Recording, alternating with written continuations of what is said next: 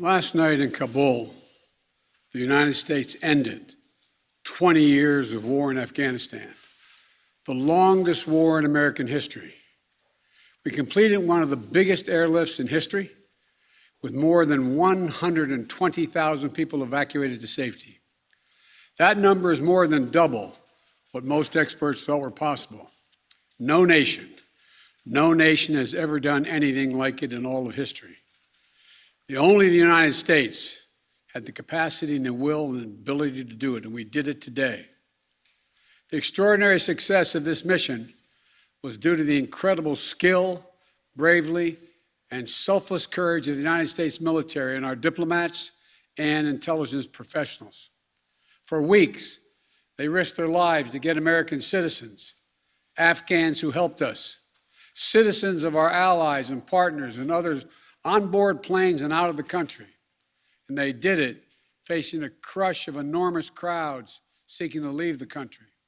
And they did it knowing ISIS-K terrorists, sworn enemies of the Taliban, were lurking in the midst of those crowds. And still, the women and men of the United States military, our diplomatic corps, and intelligence professionals did their job and did it well, risking their lives, not for professional gains, but to serve others, not in a mission of war, but in a mission of mercy. 20 service members were wounded in the service of this mission. 13 heroes gave their lives. I was just at Dover Air Force Base for the dignified transfer. We owe them and their families a debt of gratitude we can never repay, but we should never, ever, ever forget. In April, I made a decision to end this war. As part of that decision, we set the date of August 31st for American troops to withdraw. The assumption was that more than 300,000 Afghan national security forces that we had trained over the past 2 decades and equipped would be a strong adversary in their civil wars with the Taliban. That assumption that the Afghan government would be able to hold on for a period of time beyond military drawdown turned out not to be accurate. But I still instructed our national security team to prepare for every eventuality, even that one. And that's what we did. So we were ready when the Afghan security forces, after 2 decades of fighting for their country and losing thousands of their own, did not hold on as long as anyone expected. We were ready when they and the people of Afghanistan watched their own government collapse and their president flee amid the corruption and malfeasance, handing over the country to their enemy, the Taliban, and significantly increasing the risk to U.S. personnel and our allies. As a result, to safely extract American citizens before August 31st, as well as embassy personnel, allies and partners, and those Afghans who had worked with us and fought alongside of us for 20 years, I had authorized 6,000 troops, American troops, to Kabul to help secure the airport. As General McKenzie said, this is the way the mission was designed. It was designed to operate under severe stress and attack, and that's what it did. Since March, we reached out 19 times to Americans in Afghanistan with multiple warnings and offers to help them leave Afghanistan, all the way back as far as March. After we started the evacuation 17 days ago, we did initial outreach and analysis and identified around 5,000 Americans who had decided earlier to stay in Afghanistan but now wanted to leave. Our Operation Allied Rescue ended up getting more than 5,500 Americans out. We got out thousands of citizens and diplomats from those countries that went into Afghanistan with us to get bin Laden. We got out locally employed staff of the United States Embassy and their families, totaling roughly 2,500 people. We got thousands of Afghan translators and interpreters and others who supported the United States out as well. Now we believe that about 100 to 200 Americans remain in Afghanistan, with some intention to leave. Most of those who remain are dual citizens, longtime residents who had earlier decided to stay because of their family roots in Afghanistan. The bottom line, 90% of Americans in Afghanistan who wanted to leave were able to leave. And for those remaining Americans, there is no deadline. We remain committed to get them out if they want to come out. Secretary of State Blinken is leading the continued diplomatic efforts to ensure safe passage for any American, Afghan partner, or foreign national who wants to leave Afghanistan. In fact, just yesterday, the United Nations Security Council passed a resolution that sent a clear message about what the international community expects the Taliban to deliver on moving forward, notably freedom of travel, freedom to leave. And together, we are joined by over 100 countries that are determined to make sure the Taliban upholds those commitments. It will include ongoing efforts in Afghanistan to reopen the airport, as well as overland routes, allowing for continued departure to those who want to leave and deliver humanitarian assistance to the people of Afghanistan. The Taliban has made public commitments, broadcast on television and radio across Afghanistan, on safe passage for anyone wanting to leave, including those who worked alongside Americans. We don't take them by their word alone, but by their actions. And we have leverage to make sure those commitments are met. Let me be clear. Leaving August the 31st is not due to an arbitrary deadline. It was designed to save American lives. My predecessor, the former president, signed an agreement with the Taliban to remove U.S. troops by May the 1st, just months after I was inaugurated. It included no requirement that the Taliban work out a cooperative governing arrangement with the Afghan government. But it did authorize the release of 5,000 prisoners last year, including some of the Taliban's top war commanders, among those who just took control of Afghanistan. And by the time I came to office, the Taliban was in its strongest military position since 2001, controlling or contesting nearly half of the country. The previous administration's agreement said that if we stuck to the May 1st deadline that they had signed on to leave by, the Taliban wouldn't attack any American forces. But if we stayed, all bets were off. So we were left with a simple decision.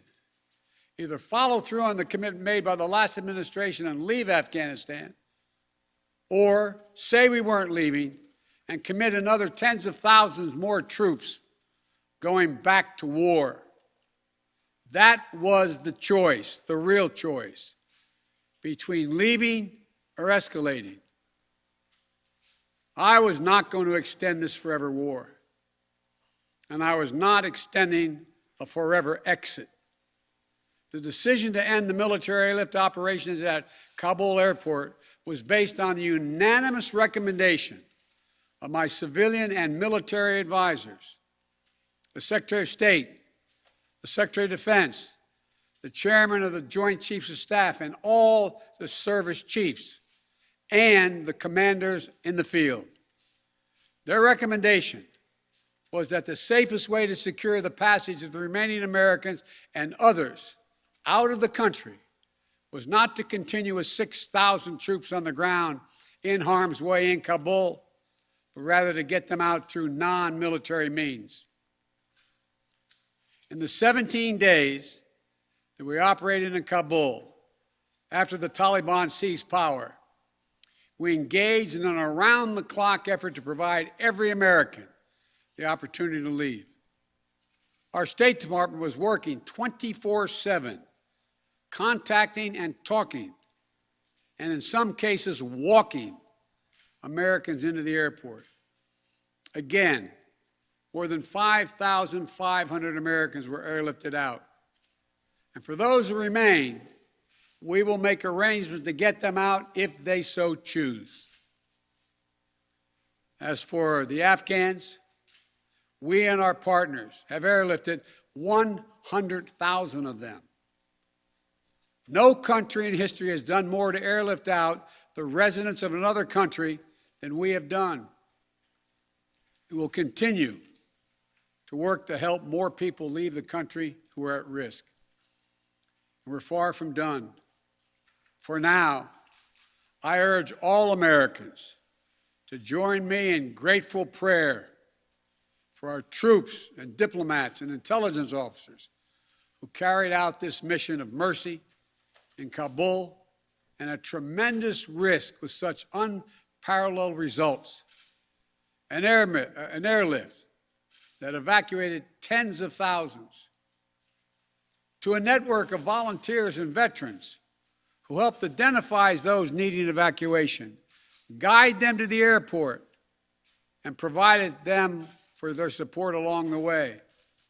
We're going to continue to need their help. We need your help, and I'm looking forward to meeting with you. And to everyone who is now offering or who will offer to welcome Afghan allies to their homes around the world, including in America, we thank you. I take responsibility for the decision.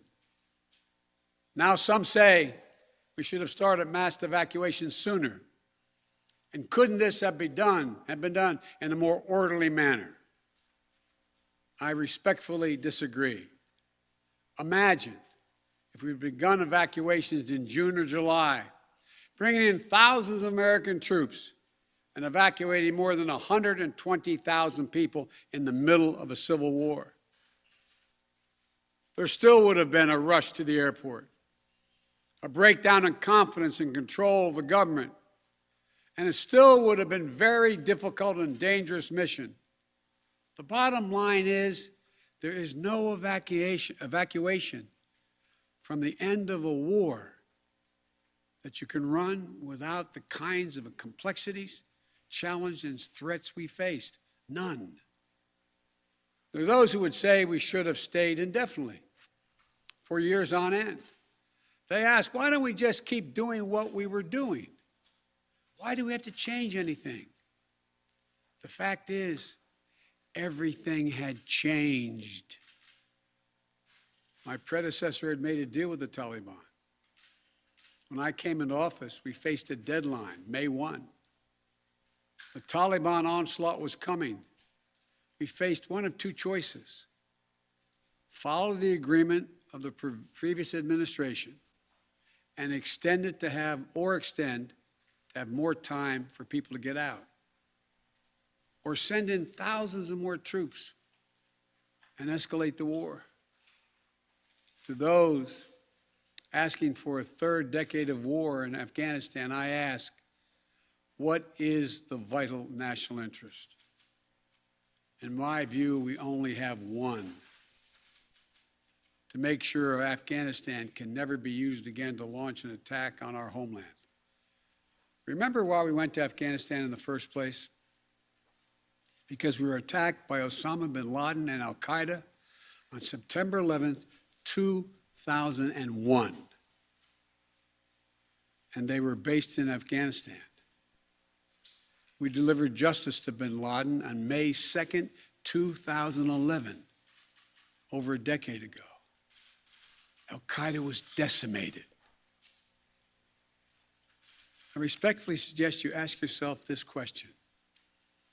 If we'd been attacked on September 11, 2001, from Yemen instead of Afghanistan, would we have ever gone to war in Afghanistan? Even though the Taliban controlled Afghanistan in the year 2001?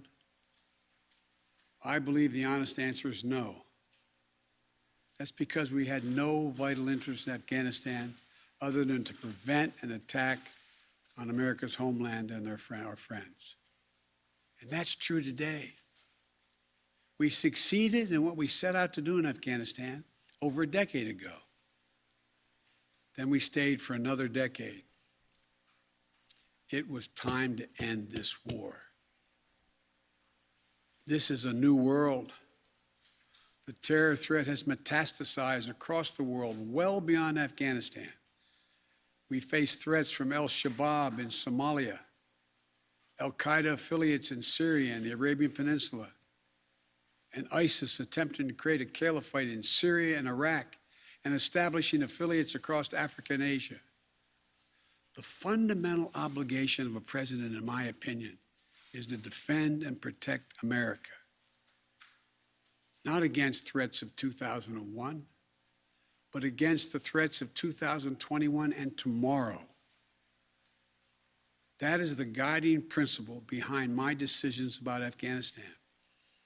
I simply do not believe that the safety and security of America is enhanced by continuing to deploy thousands of American troops and spending billions of dollars a year in Afghanistan. But I also know that the threat from terrorism continues in its pernicious and evil nature. But it's changed, expanded to other countries.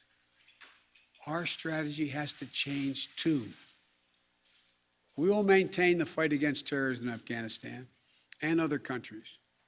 We just don't need to fight a ground war to do it. We have what's called over-the-horizon capabilities, which means we can strike terrorists and targets without American boots on the ground, or very few if needed. We've shown that capacity just in the last week. We struck ISIS-K remotely, days after they murdered 13 of our service members and dozens of innocent Afghans. And to ISIS-K, we are not done with you yet. As Commander-in-Chief, I firmly believe the best path to guard our safety and our security lies in a tough, unforgiving, targeted, precise strategy that goes after terror where it is today, not where it was 2 decades ago. That's what's in our national interest. And here's the critical thing to understand. The world is changing. We're engaged in a serious competition with China. We're dealing with the challenges on multiple fronts with Russia.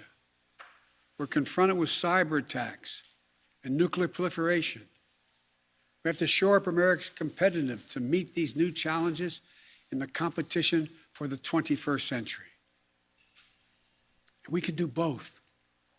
Fight terrorism and take on new threats that are here now and will continue to be here in the future.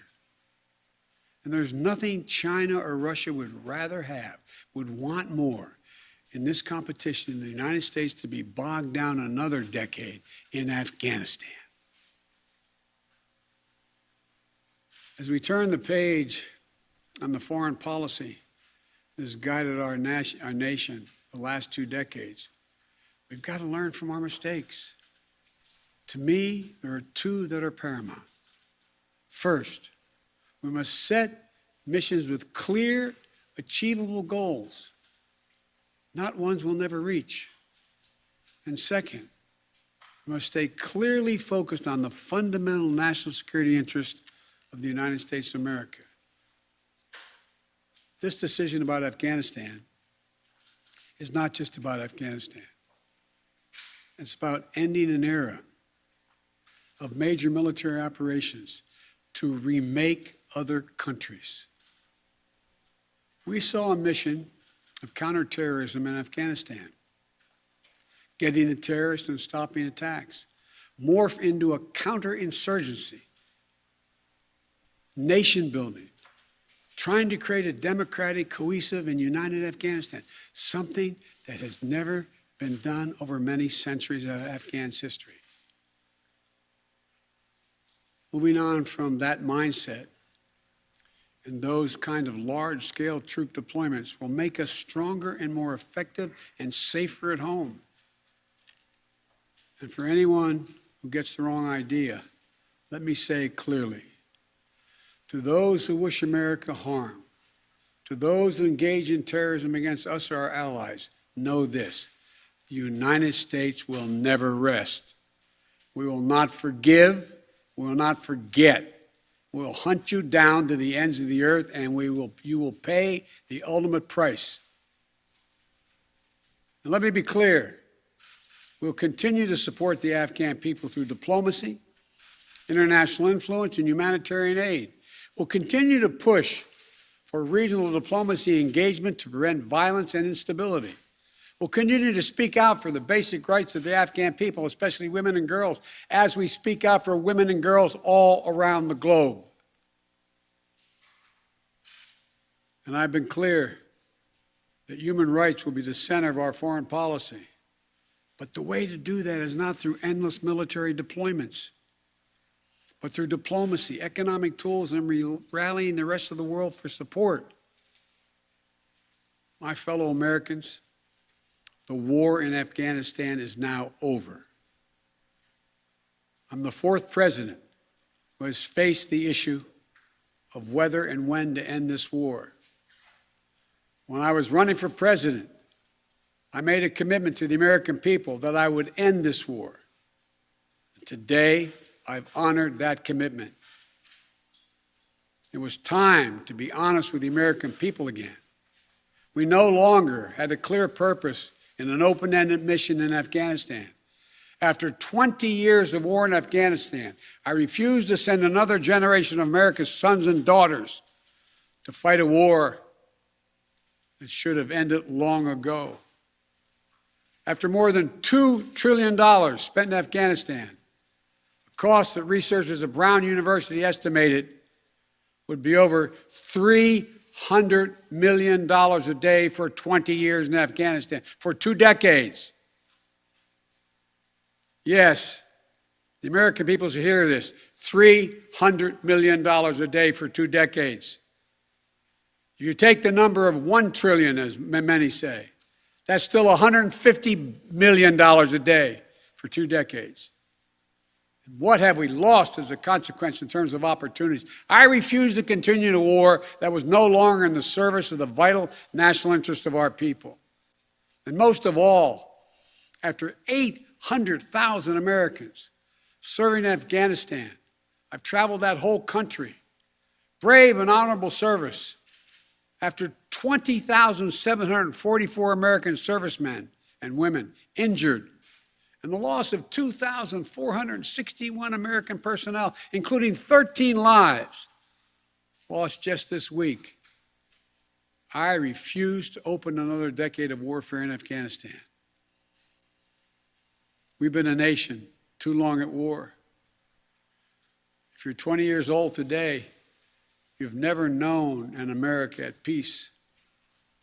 So when I hear that we could have, should have continued the so-called low-grade effort in Afghanistan at low risk to our service members, at low cost, I don't think enough people understand how much we have asked of the 1% of this country who put that uniform on, willing to put their lives on the line in defense of our nation. Maybe it's because my deceased son, Bo, served in Iraq for a full year. Before that, well, maybe it's because of what I've seen over the years as senator, vice president, and president traveling these countries. A lot of our veterans and their families have gone through hell. Deployment after deployment, months and years away from their families. Missed birthdays, anniversaries, empty chairs at holidays, financial struggles, divorces, loss of limbs, traumatic brain injury, post-traumatic stress. We see it in the struggles many have when they come home. We see it in the strain on their families and caregivers. We see it in the strain on their families when they're not there. We see it in the grief borne by their survivors. The cost of war they will carry with them their whole lives. Most tragically, we see in the shocking and stunning statistic that should give pause to anyone who thinks war can ever be low grade, low risk, or low cost. 18 veterans, on average, who die by suicide every single day in America. Not in a far-off place, but right here in America. There's nothing low grade or low risk or low cost about any war. It's time to end the war in Afghanistan. As we close 20 years of war and strife and pain and sacrifice, it's time to look to the future, not the past, to a future that's safer, to a future that's more secure, to a future that honors those who served and all those who gave what President Lincoln called their last full measure of devotion. I give you my word with all of my heart. I believe this is the right decision, a wise decision, and the best decision for America. Thank you. Thank you, and may God bless you all, and may God protect our troops.